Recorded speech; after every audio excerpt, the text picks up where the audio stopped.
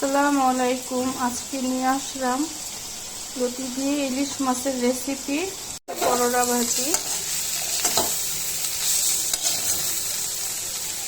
মশলাটা কষানো হয়েছে, এখন লতি দিয়ে দিব।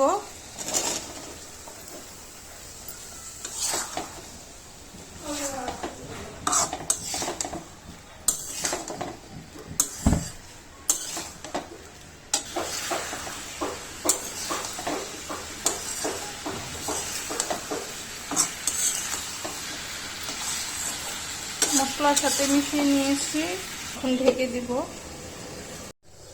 এদিক দিয়ে করলা ভাজির জন্য পেঁয়াজ কাঁচামরিচ দিয়ে দিলাম।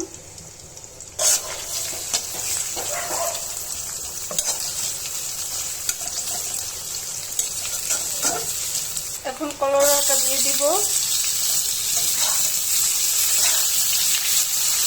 লবণ দিয়ে দিলাম।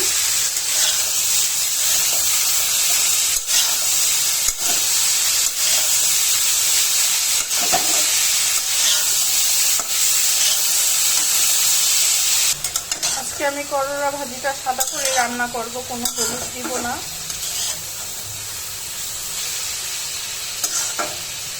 আস্তে আস্তে হবে। এদিক দিয়ে আমার লতি কষানো হচ্ছে।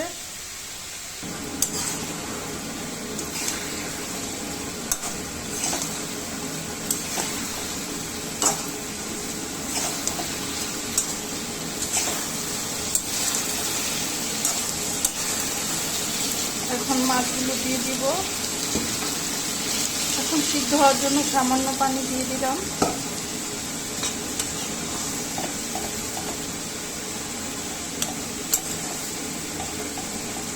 এখন ঢেকে দিব, মাছটা আস্তে আস্তে হবে।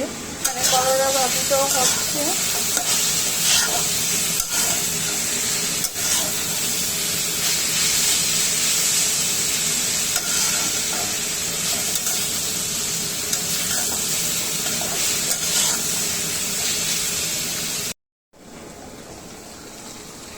এখন ধনিয়া পাতা কাঁচামরিচ দিয়ে দিব।